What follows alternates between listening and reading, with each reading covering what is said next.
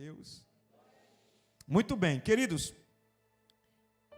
Hoje nós estamos pregando a respeito do milagre número 34. O tema do milagre, a epígrafe do milagre é a restauração, a cura da orelha de Malcom. A cura da orelha de Malcom. Essa cura da orelha de Malcom, ela é relatada em dois evangelhos. Um evangelho é o evangelho de Lucas, capítulo 22, versículo 49 e o 51.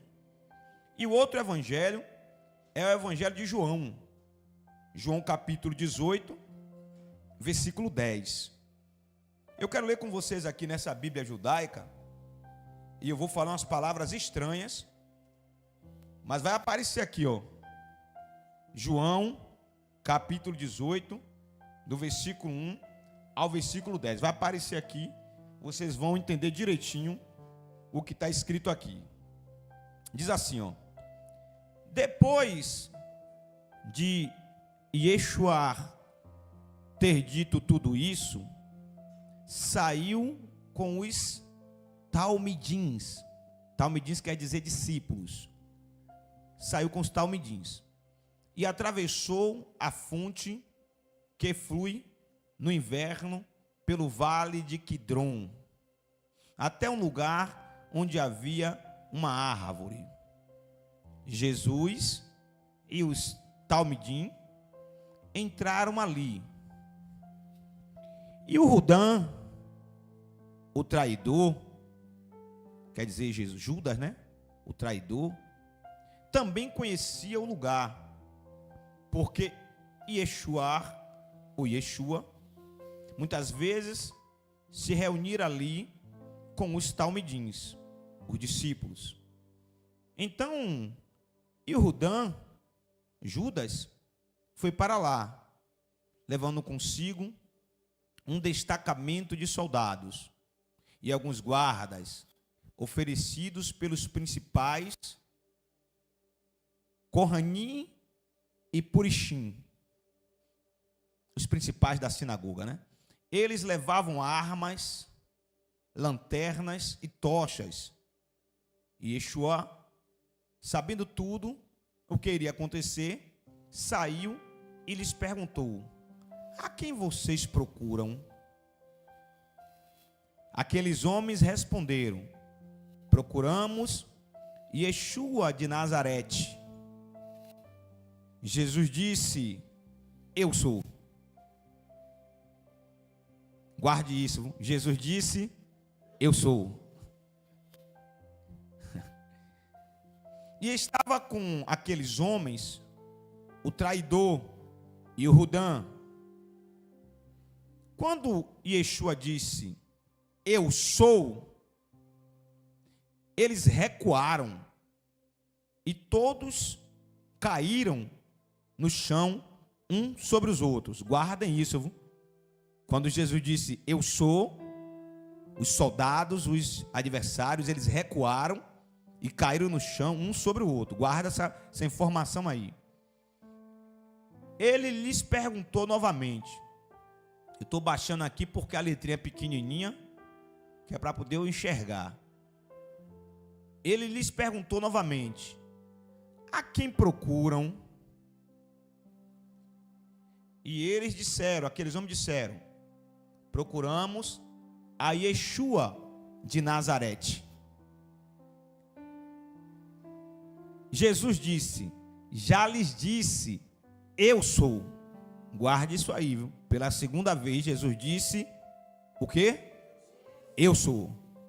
Respondeu Yeshua: se eu sou a pessoa a quem procuram, deixem estes homens que estão comigo ir embora. Isso aconteceu para se cumprir a profecia que dissera: não perdi nenhum dos que me destes. Diga glória a Deus. Jesus disse: não perdi nenhum dos que me deste. Último versículo. Então, eita, que palavra difícil. Shionquefar. Então, Shionquefar, o Kefas, que tinha consigo uma espada, desembanhou e alvejou o escravo do Corém Hagadol, decepando-lhe a orelha direita. Decepando com a orelha? A direita. O nome do escravo que teve a orelha decepada era Meleque ou Malcom, né? Deve aparecer para vocês aí Malcom. Verso 11.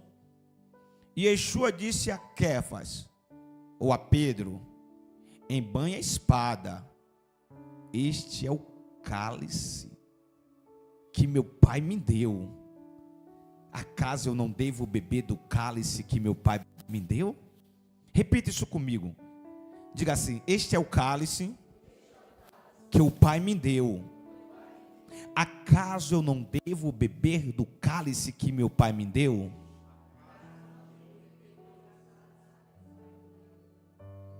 Vocês entenderam isso aqui? Jesus estava falando do sofrimento dele, do martírio dele.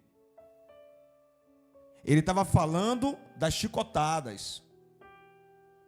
Ele estava falando da via dolorosa. Ele estava falando da coroa de espinhos. Ele estava falando da cruz. Mas olha o que ele fala a respeito disso. Este cálice, este destino, foi o meu pai que reservou para mim. Acaso você não quer que eu beba do cálice que meu pai reservou para mim? É como se ele entendesse que Pedro estava querendo atrapalhar o projeto de Deus na vida dele. Mas o projeto de Deus na vida de Jesus aqui não era casa não, viu? Não era apartamento não, viu? Não era uma casa de praia não. Era uma cruz. Mas você percebe a alegria de Jesus em cumprir a vontade do Pai dele. O nome disso é obediência. Diga glória a Deus. Já sei que você está pensando: meu Deus, qual é o cálice que o Senhor tem reservado para mim? Descanse no Senhor. Cada um tem seu cálice, cada um tem sua cruz, não tem como fugir disso não. Está escrito. Jesus disse: no mundo tereis aflições. Não temos como fugir disso, né? Paulo disse: revistam-se da armadura de Deus, Efésios capítulo 6, para que possam resistir quando chegar o dia mau. Não tem como fugir do cálice, não tem como fugir da cruz, não tem como fugir das aflições e não tem como fugir do dia mau. Porém, Paulo diz o quê? Revistam-se do quê? Da armadura de Deus. Diga glória a Deus. Hoje é dia quanto? 3 de setembro? 3 de setembro. No dia 3 de setembro de 2022, nós estávamos sepultando o jovem Felipe Samuel, né? Faz 3 anos hoje. O meu garoto, o meu filhão, está no eterno, né? Está nos braços do eterno. Ele está em um lugar onde eu não posso ir, mas que todos nós temos que nos esforçar para chegar nesse lugar também. Porque a passagem dele, o passaporte dele já está garantido. O meu e o seu, a gente precisa lutar para isso. Amém? Diga glória a Deus. É muito bom que ele tenha sido enterrado nesta data, porque fica claro para todo mundo o que é o cálice, o que é a cruz, o que é a aflição da vida, o que é o dia mau. Amém? Diga glória a Deus e aplaude o Senhor Jesus.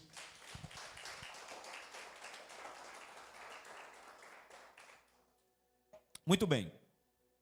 Voltando aqui para o milagre da cura da orelha de Malco, nós estamos com a série de mensagens Milagres de Jesus. Temos quase um ano pregando só sobre os milagres de Jesus, toda quarta-feira. Mas já estamos chegando ao final. Falta o milagre 35, o 36 e o 37. E encerra. Esse milagre aqui, esse último milagre aqui, que Jesus fez, já foi em um momento difícil da vida dele. Já foi ali em um período onde ele já tinha participado da última ceia junto com os discípulos. E ele já sabia do seu destino. Ele já sabia o que ele iria viver, né? Esse momento aqui é aquele momento onde ele sai da ceia com a revelação do que iria acontecer com ele. E é impressionante que o texto diz que, mesmo sabendo o que ele iria passar, mesmo o texto dizendo que ele sabia quem era o traidor, o texto diz: e tendo cantado uma canção de adoração ao Pai, Jesus com seus discípulos foi para o Getsemane. Irmãos, eu fico maravilhado quando eu vejo esse texto, porque Jesus já sabia o que ele iria passar, e o texto diz que ele foi capaz de cantar uma canção de adoração a Deus. E nós, por coisas menores, não conseguimos cantar a ponto de chamar a atenção de Deus.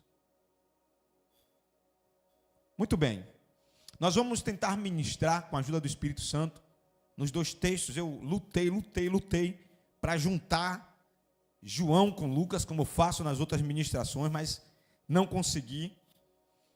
Tentei juntar para formar um sermão só, mas não consegui. Então a gente vai tentar ministrar primeiro em Lucas e depois em João, e vamos conseguir com a ajuda de Deus. Diga amém. Muito bem, Lucas capítulo 22, verso 45, o texto diz: quando se levantou da oração e voltou para os seus discípulos, Jesus encontrou os seus discípulos dormindo, dominados pela tristeza.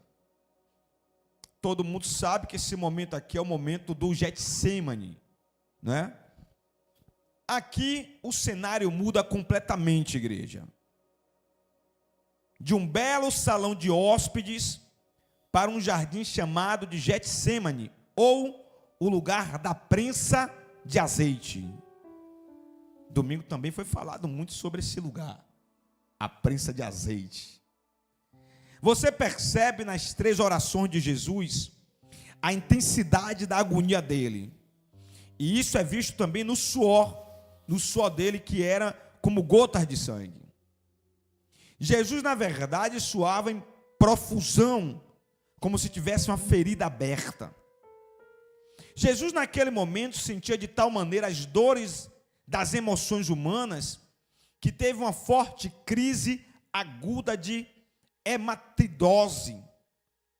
Hematidrose é a mistura de sangue ao suor, nos casos de extrema agonia e severas alterações emocionais.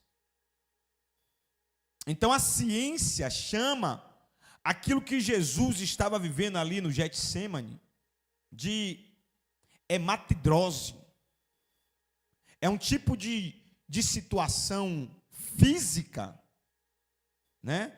É um tipo de distúrbio no organismo de um ser humano que mistura sangue com suor. Por quê? Por causa da gravidade da angústia que a pessoa está sentindo na alma, por causa das severas alterações emocionais, né? Tem pessoas que você vai no sepultamento, né? Eu já participei de muito sepultamento, e mesmo depois que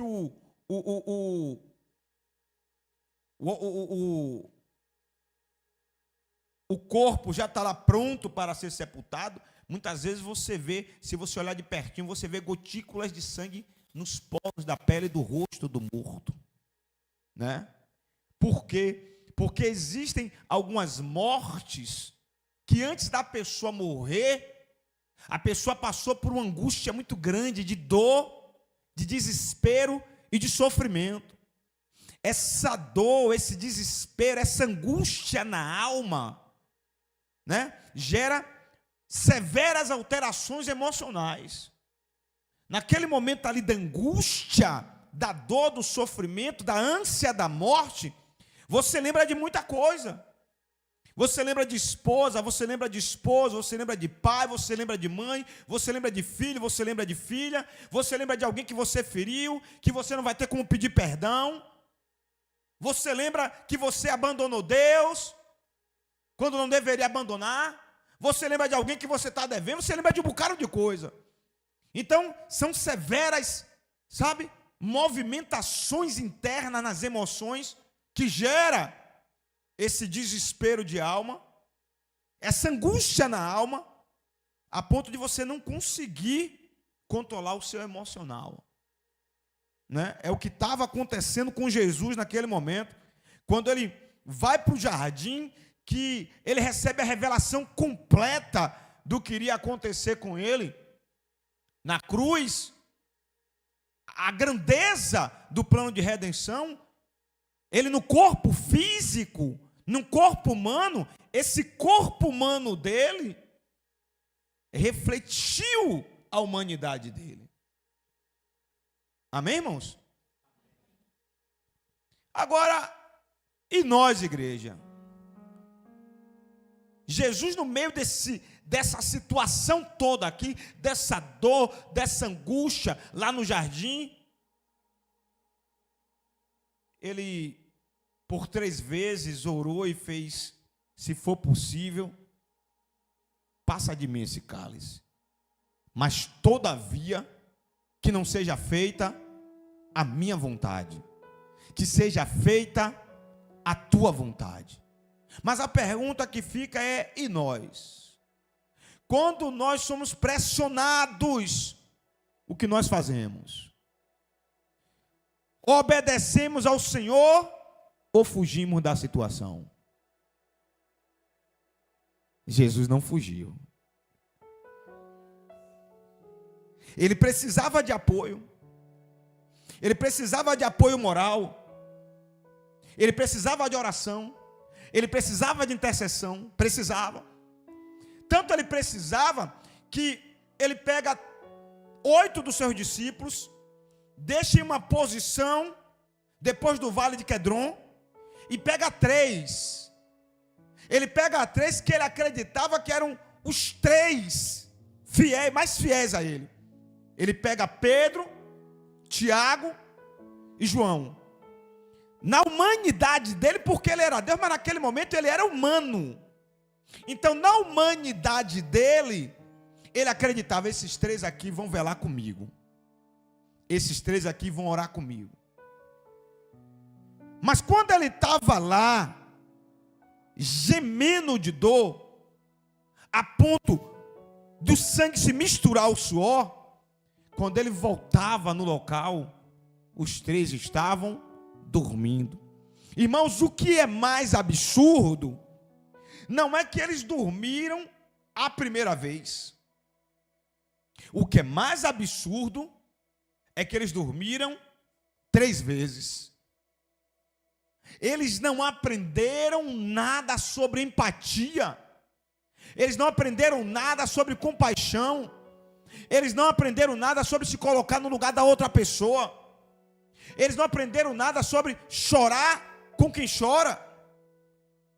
Porque quem estava ali era nada mais, nada menos do que o mestre deles, o líder deles, o Raboni da Galileia.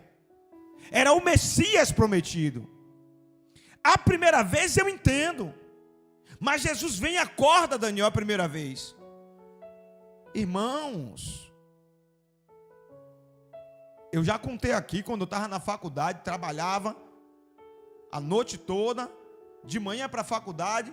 Quando o sono me pegava na faculdade, eu levantava da cadeira, ia para o fundo da sala e ficava em pé. E dizia para meu corpo: ou você fica em pé ou você cai. Eu assistia a aula em pé, porque se eu sentasse eu dormia. Imagina se meu mestre me chama para velar junto com ele, me chama para orar junto com ele.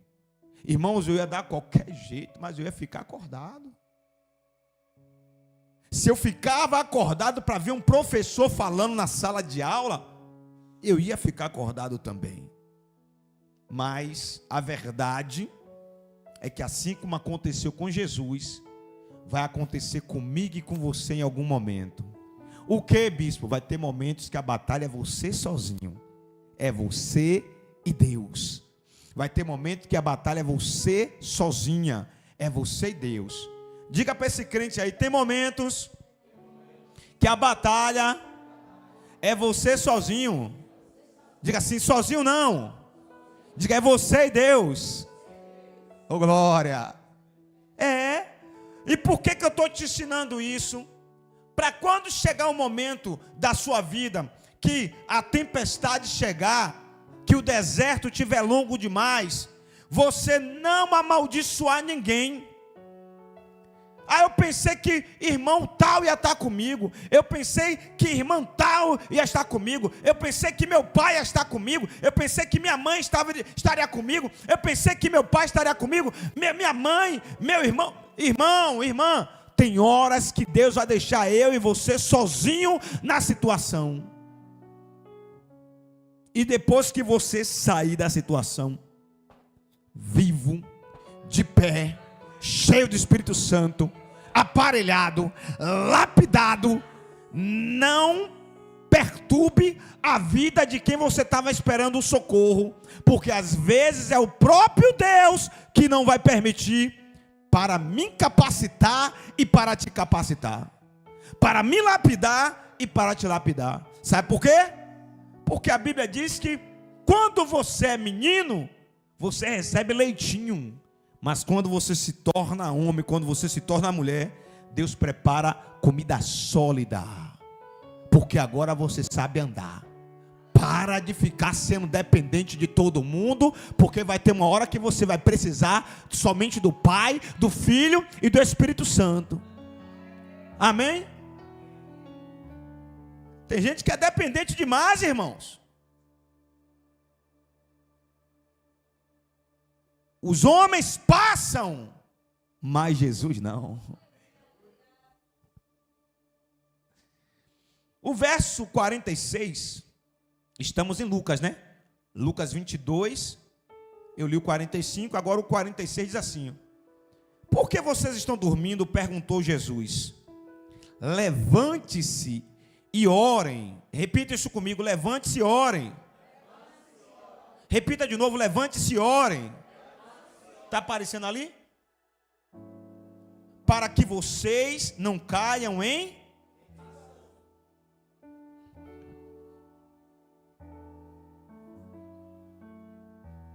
Muita gente cai em tentação dentro da igreja porque não ora mais. Jesus disse para os discípulos: vigiai e orai.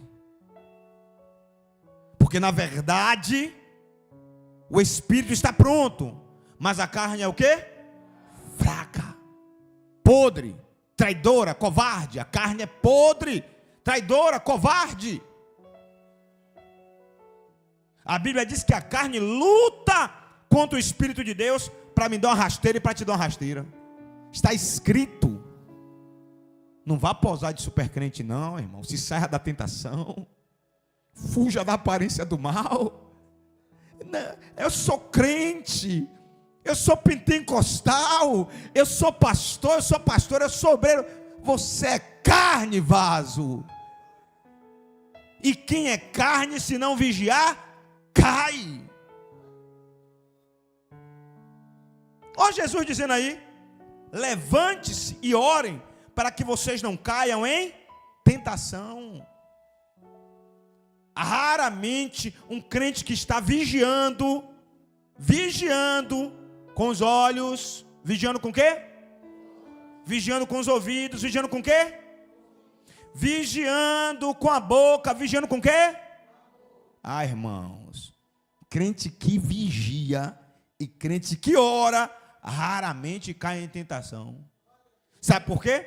Porque enquanto ele está vigiando, enquanto ele está orando, o Espírito Santo está pulsando dentro dele. O Espírito Santo está bradando dentro dele. Quando a tentação aparece, o Espírito Santo alerta ele: ali é a tentação. Opa! Aí quando ele percebe o cheiro da tentação, ele diz: esse caminho aqui não é para mim, ele sai. Essa amizade aqui não é para mim, e sai. Esse lugar aqui não é para mim, e sai. Hoje eu estava conversando com o obreiro. Eita, meu Deus, vai apertar.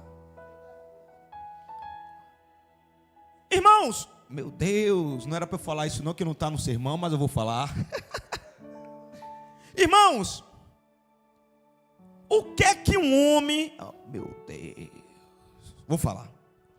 O que é que um homem quer com o Instagram cheio de amiga pelada?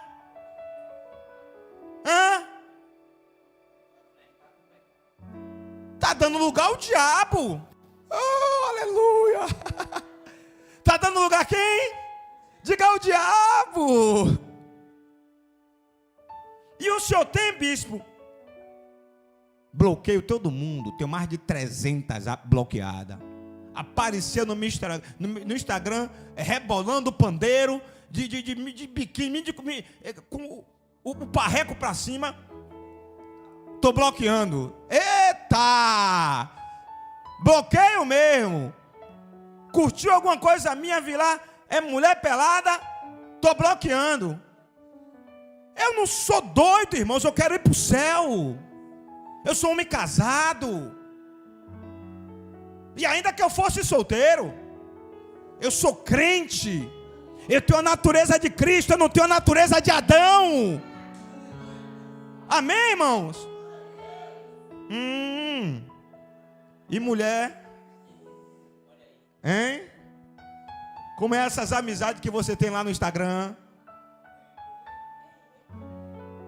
Vigie com essas amizades de Instagram.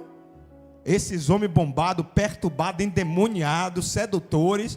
Você vigie, porque senão você pode se atrapalhar. É melhor você se levantar hoje para voltar ao caminho da oração, para vencer a tentação.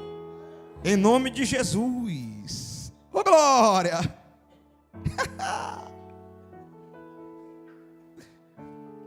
Brincando com a tentação, a Bíblia diz que Deus não tenta ninguém. A Bíblia diz que Deus não tenta ninguém. Se Deus não tenta ninguém, quem é que tenta? O diabo, irmãos. O diabo. É ou não é? Eu vou até, quando chegar em casa, dar uma olhada no Instagram da minha esposa. Ela deve estar assistindo a hora dela. Quando eu chegar em casa, eu vou olhar o seu Instagram para ver quem é seus amigos. Ô glória! Verso 47. Enquanto Jesus ainda falava, apareceu uma multidão conduzida por Judas, um dos 12. Este se aproximou de Jesus. Eu vou voltar, vou falar de novo. Não, vou falar de novo. Rapaz, para que você quer amigo atribulado na sua rede social? Não. Para que você quer amigo atribulado na sua rede social?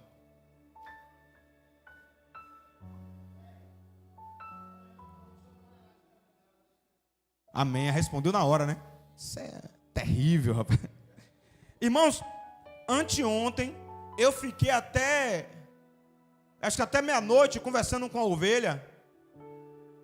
Porque a ovelha tem um amigo que se declarou que é do Satanás. O amigo se declarou que é do diabo, que serve ao Satanás. E aí ela me mandou os prints, eu não posso falar o nome, por questão de ética. Ela me mandou os prints da conversa, o rapaz chamando Deus de hipócrita. O rapaz chamando Deus de hipócrita. Seu Deus é hipócrita. Escrevendo lá. Ele tem que me aceitar do jeito que eu sou. Servindo ao diabo? Servindo ao diabo? Ele tem que me aceitar do jeito que eu sou. Aí ele colocou lá: você está pensando que eu não sei que seu Deus é assassino? Lá no Antigo Testamento tem várias situações que ele matou um bocado de gente. Aí é onde eu digo: vocês precisam conhecer a palavra. Ela ficou apavorada porque ela não sabia o que responder. Ela não sabia o que dizer. Aí ela me perguntou: bispo, Deus matou um bocado de gente no Antigo Testamento, foi? Aí eu disse: por quê, minha filha? Ela fez: eu estou sendo bombardeada aqui, eu não sei o que falar. Eu disse: espera aí, que eu te falo daqui e você responde lá. Vamos lá, vou entrar nessa batalha junto com você. Aí sabe o que foi que aconteceu? O derrotado foi derrotado. Eu perguntei para ela o que aconteceu. Ele me bloqueou. Glória a Deus. A tentação caiu por terra. Amém, irmãos? Jesus disse: levante-se e vão orar, para não cair em tentação. O verso 47 diz: enquanto Jesus ainda falava, apareceu uma multidão conduzida por Judas, um dos 12. Judas se aproximou de Jesus para saudá-lo com um beijo. Verso 48. Mas Jesus lhe perguntou: Judas, com um beijo você está traindo o Filho do Homem? Percebam isso aqui. Percebam isso aqui. Judas chega com seus novos aliados e faz de conta que sauda o Senhor com o famoso beijo do traidor. Por que eu coloquei aqui: ele chega com seus novos aliados? Porque cerca de 2 horas antes, ele estava na mesa. Ele estava na mesa com Jesus e com os outros discípulos. Fazendo o quê? Tomando a ceia. Quem eram os aliados dele? Jesus e os discípulos. 2 horas depois, ele está com os soldados, os novos aliados.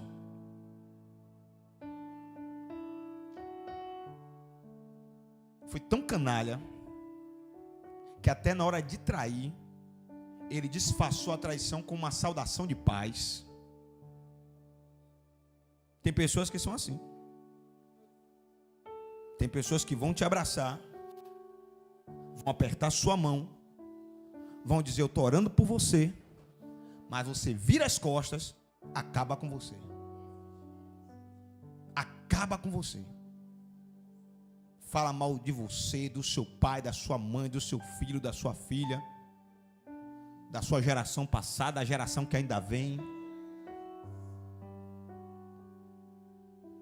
Jesus, porém, o faz lembrar: Judas, você está traindo o Filho do Homem.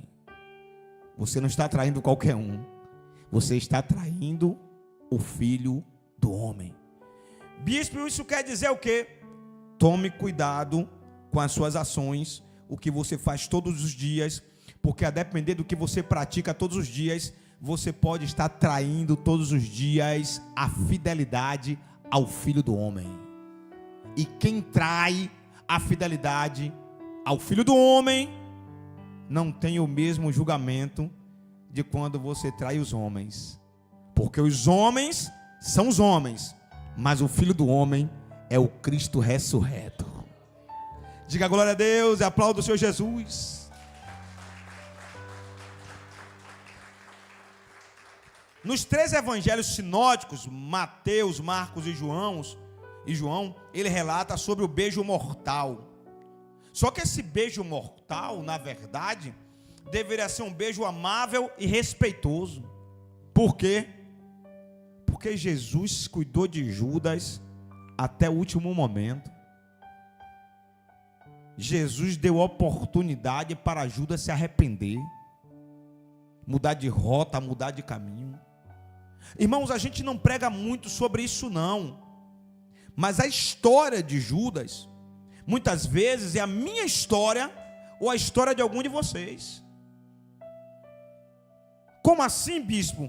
Irmãos, Judas andava com Jesus. Judas fazia a obra de Deus. Judas evangelizava. Judas andava com os discípulos. Judas aprendeu a palavra, o evangelho com Jesus. Judas sentava na mesa da Santa Ceia. Mas enquanto isso acontecia na presença dos discípulos, por detrás, Judas estava negociando com o Sinédrio de que maneira ele iria trair Jesus.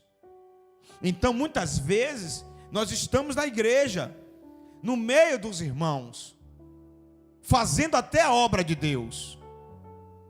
Mas sabe o Espírito Santo o que nós fazemos quando nós saímos da igreja? Quando nós estamos em casa, quando nós estamos no trabalho, na escola, na faculdade, quando estamos usando as redes sociais. Somente o Espírito Santo sabe quem nós somos fora da igreja. Então, possivelmente, nesta noite, Deus está falando ou comigo, ou com algum de vocês, ou com alguém que está assistindo. Eu estou te vendo. O meu Espírito está te vendo. Porque a Bíblia diz que os olhos do Senhor são como chamas de fogo. A Bíblia diz que os olhos do Senhor estão em todos os lugares, contemplando os maus e os bons. Então tomem cuidado, pelo amor de Deus. Porque o que Judas fazia em oculto, parecia que iria ficar oculto a vida toda. Mas chegou um momento que aquilo que estava oculto foi revelado. E ele não conseguiu suportar o peso da própria traição dele. Ele não conseguiu suportar o peso do próprio pecado dele. Jesus iria perdoar. Eu tenho certeza disso. Se ele vai nos pés do mestre e pede perdão, Jesus iria perdoar Judas. Mas a angústia, lembra que eu falei hoje sobre angústia? Jesus suportou a angústia. Judas não conseguiu suportar a angústia, porque a natureza dele ainda não tinha sido transformada.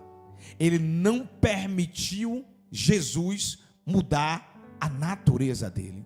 Lembra do congresso? O problema todo não está no nosso exterior. O problema todo está na nossa natureza. Diga glória a Deus. Vamos avançar. Verso 49. Não terminei não. Eu falei que deveria ser um beijo amável e respeitoso.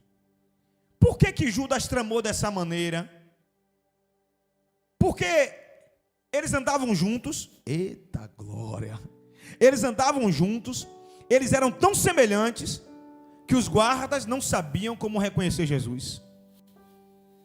Missionários, os galileus, eles se pareciam tanto com o mestre, que os guardas não sabiam como reconhecer quem era Jesus. Aí, conversando entre eles, os guardas perguntaram: mas quando chegar na hora, como a gente vai saber quem é Jesus? Aí Judas disse: isso é fácil. Aquele que eu der um beijo, um ósculo santo, é esse que é Jesus. Percebe? Bispo, eu não percebi nada, eu não entendi nada. Dá para o senhor me explicar? Posso explicar sim. Busque a face de Yeshua até você ficar cada dia mais parecido com ele.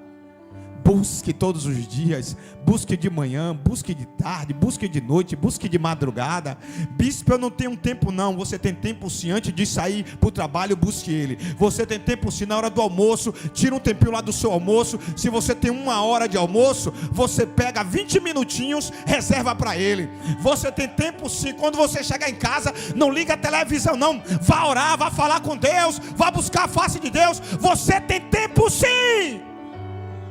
Todos nós temos tempo, mas a nossa carne não quer ficar parecida com ele. Oh glória! Mas vai ficar em nome de Jesus. Nós seremos parecidos com ele em nome de Jesus. Nós aprendemos no domingo, a natureza de Adão já caiu por terra. Oh glória! Verso 49. Ao ver o que ia acontecer, os que estavam com Jesus lhe disseram: Senhor, atacaremos esses soldados com as espadas? Olha, rapaz, os discípulos, ousados, perguntou para Jesus, ó. E aí vamos atacar eles com a espada? Perguntar para Jesus, pastor Antônio.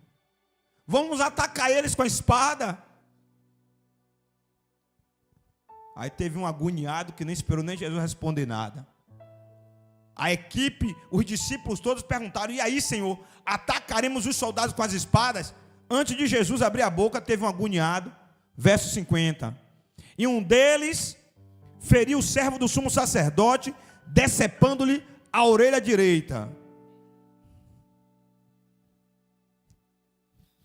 Dá vontade de dizer que foi Pedro. Verso 51. Jesus, porém, respondeu: basta! E tocando na orelha do homem, Jesus curou o homem. Vejam isso aqui, igreja. Eu tenho que correr, meu Deus. Pedro, com cócegas pelo corpo todo. Com que, igreja? Cócegas pelo corpo todo, para fazer alguma coisa. Ao ver o momento da traição de Judas, e tirando a sua espada da bainha, arrancou a orelha direita do servo do sumo sacerdote. Ele estava errado. Pedro estava o que, igreja? Errado. Mas para defender Jesus, na verdade, Pedro tentou arrancar, foi a cabeça daquele soldado inimigo. Os historiadores dizem que Pedro não tentou arrancar a orelha dele, não. Os historiadores dizem que Pedro tentou arrancar a cabeça dele. Mas ele foi rápido. E quando ele conseguiu desviar, a espada decepou a orelha direita. Ele estava errado, sim ou não? Sim.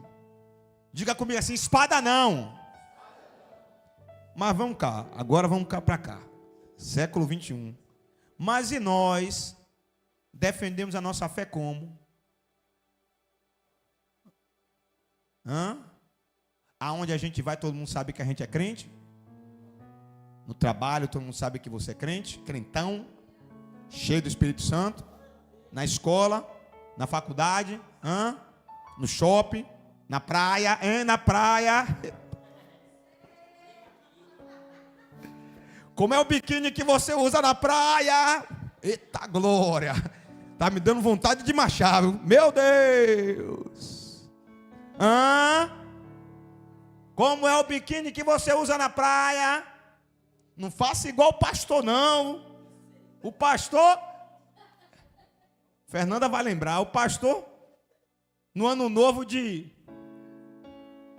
2015 para 2016, foi para a praia de sunga, atrapalhado.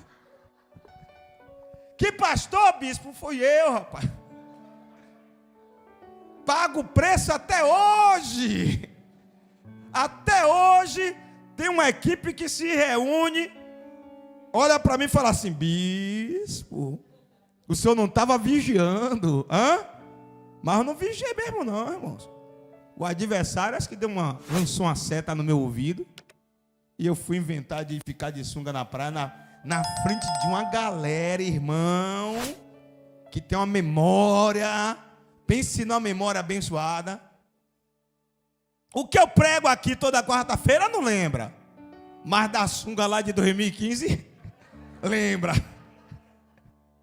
Está repreendido toda a sunga em nome de Jesus. Ô glória!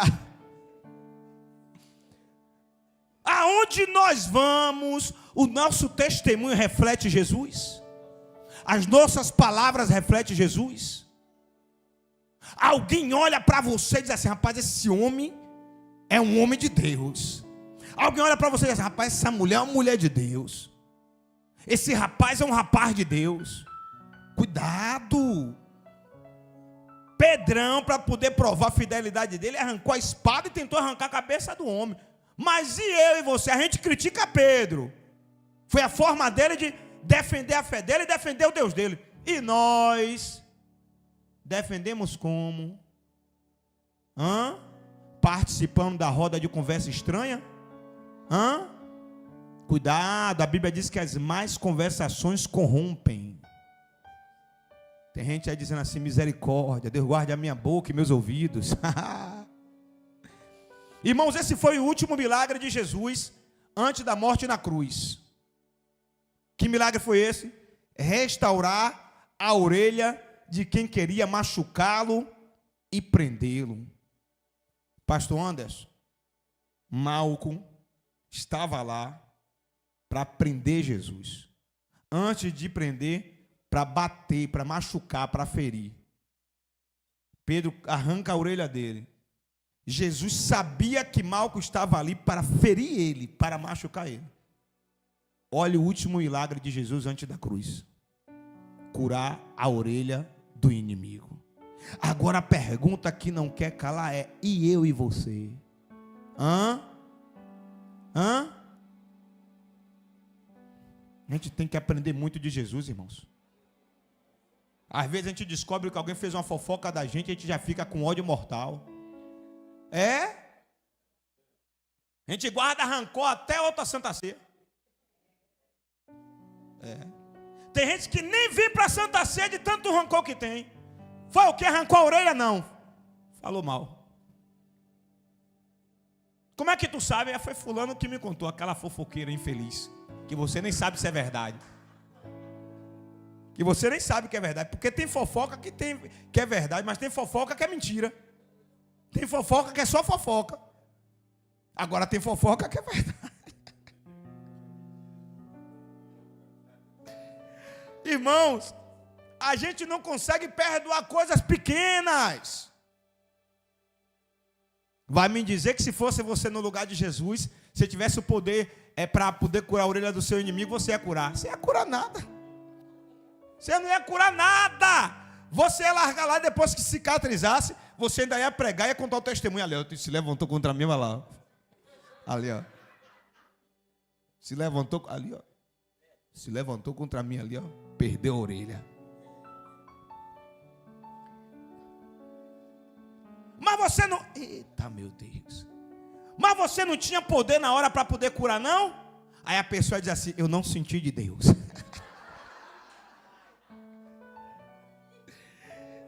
Irmãos, a gente precisa aprender muito de Jesus. Era típico de Jesus agir segundo a graça.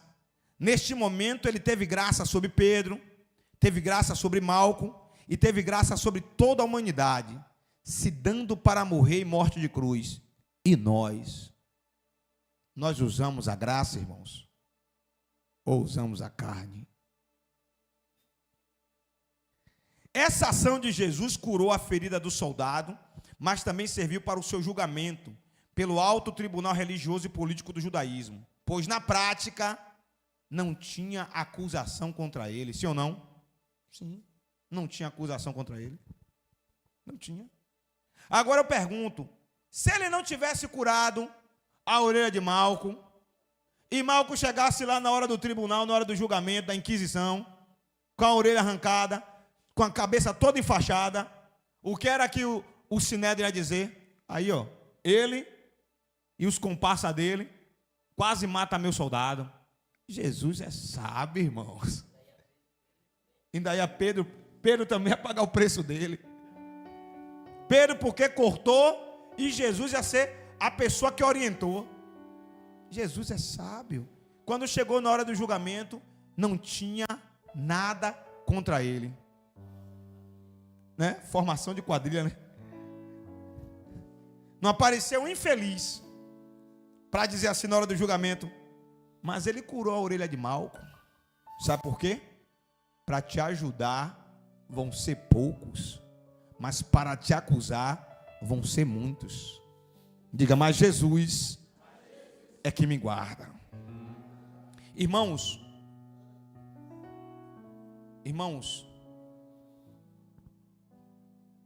são 9 horas. São 9 horas e 1 minuto. Agora que eu cheguei em João, terminei de pregar em Lucas agora, cheguei agora em João. Meu Deus. Eu vou fazer igual a Denilson Santos. Vocês me suportam mais 10 minutos? 10 minutos. 10 minutos. Você consegue, varão, me suportar mais 10 minutos? Você que está assistindo aí no YouTube, você consegue me suportar mais 10 minutos? Diga glória a Deus. João 18, verso 1. A gente vai entender outra parte dessa história. Tendo terminado de orar, Jesus saiu com seus discípulos e atravessou o vale do Cedron. Do outro lado havia um olival, onde entrou com eles. Ora, Judas, o traidor, conhecia aquele lugar, porque Jesus muitas vezes se reunia ali com seus discípulos. Então Judas foi para o olival, levando consigo um destacamento de soldados e alguns guardas. Guarde isso, um destacamento de soldados e alguns guardas, enviados pelos chefes dos sacerdotes e fariseus, levando tochas, lanternas e armas. Vejam isso. Isso aqui é muito importante. Um destacamento, um coorte ou um pelotão era 760 homens da infantaria romana. Quantos homens? 760 homens da infantaria romana. Mais 260 homens da cavalaria romana. Irmãos, 1.200 homens armados até os dentes, só dos soldados romanos, fora os guardas do sinédrio. Para quê? Para prender um homem só. Você já parou para pensar que Jesus foi espancado por mais de 1.200 homens? Durante as 6 horas de martírio dele? Foram mais de 1.200 homens dando tapa, soco e chute no nosso Cristo. E ele não desistiu de mim, não desistiu de você. A pergunta que fica é: você tem desistido de alguém por conta de quê?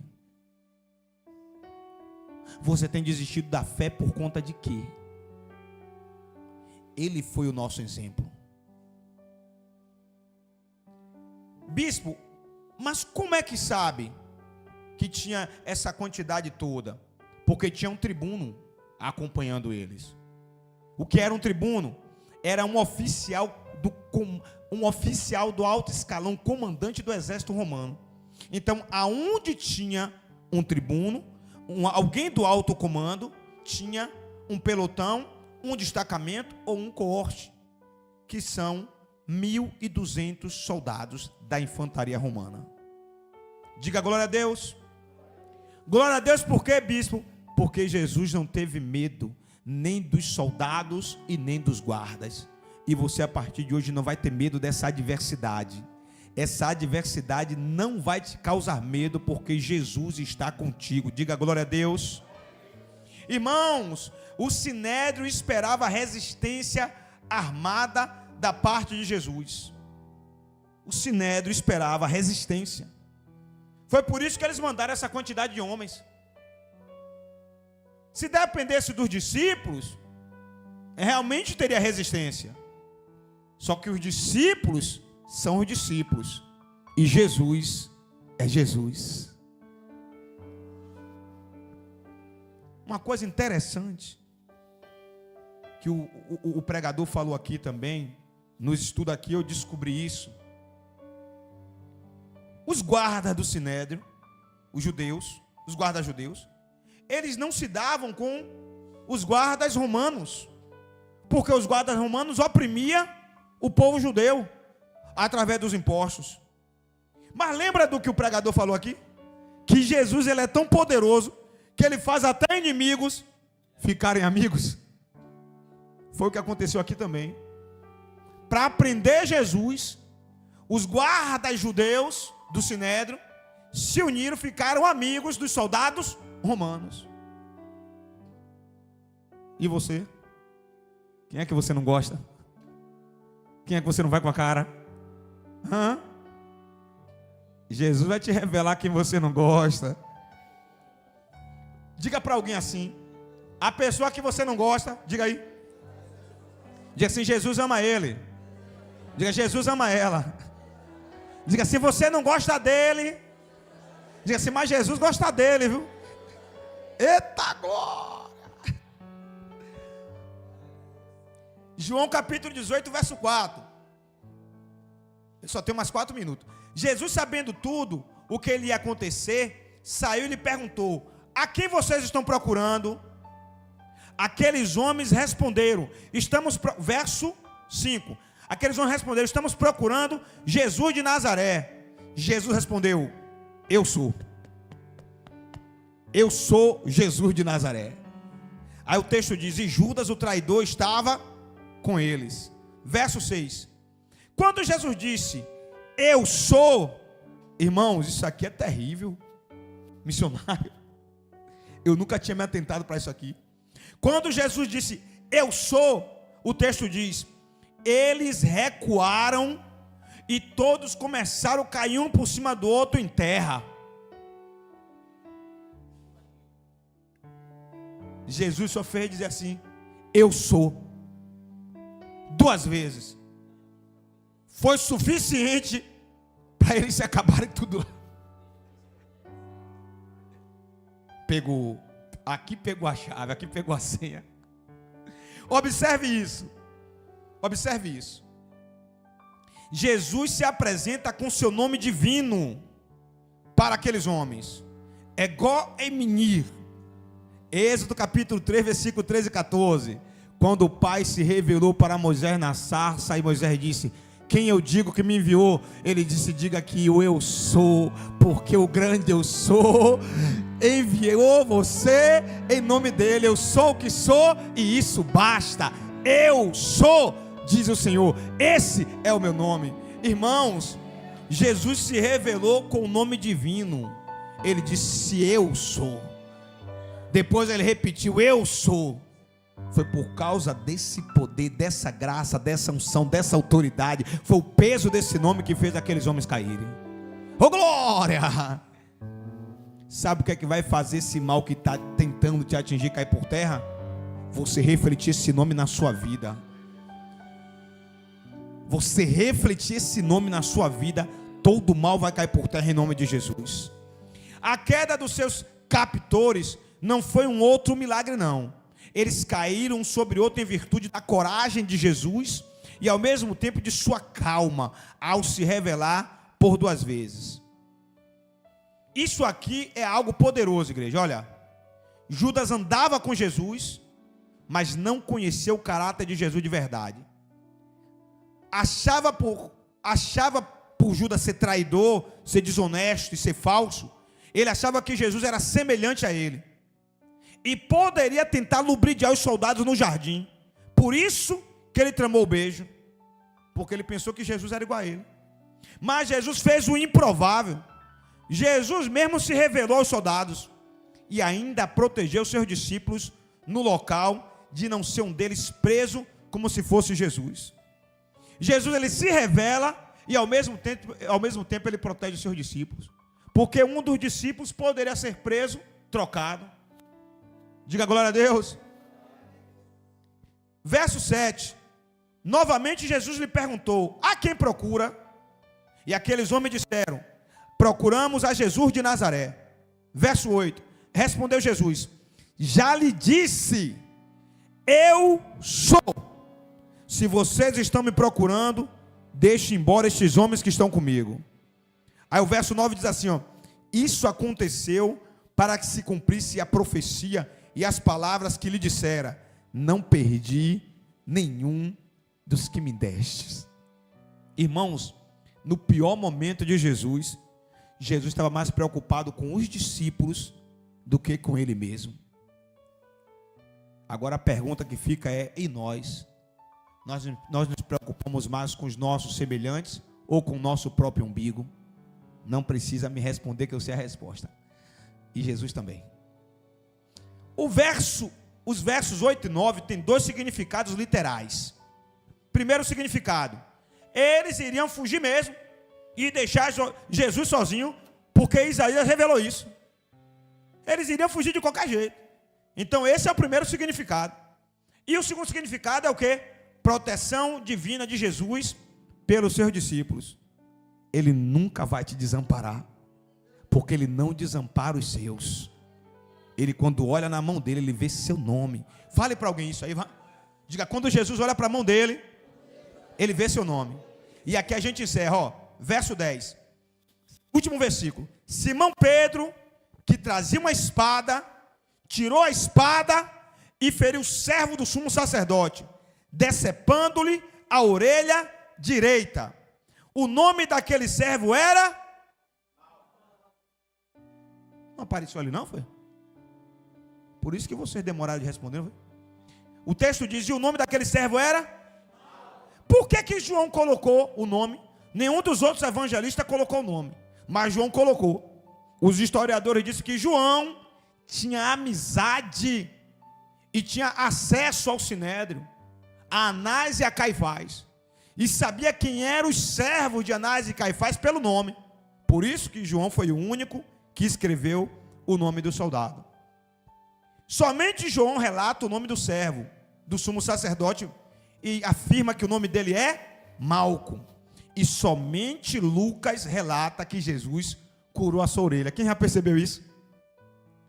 Dos 4 evangelistas, somente João relata o nome dele. E dos 4 evangelistas, somente o evangelista Lucas relata que Jesus curou a orelha do homem.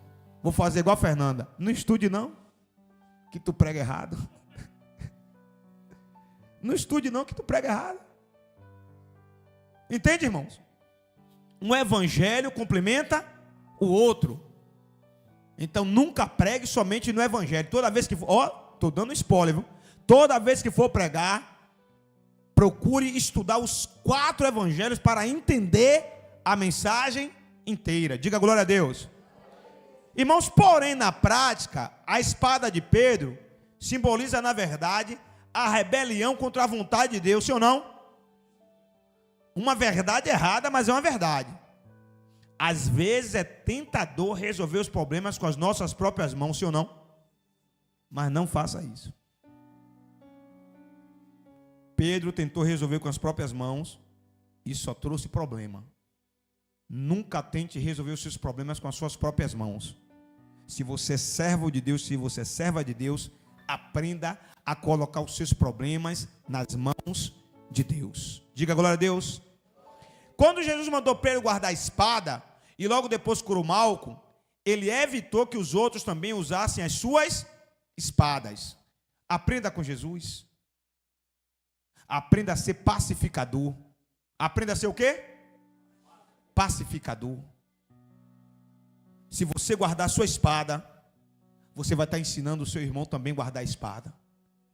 Se você controlar a sua ira, você vai ensinar a essa pessoa que está perto de você a controlar a ira dele, a ira dela também.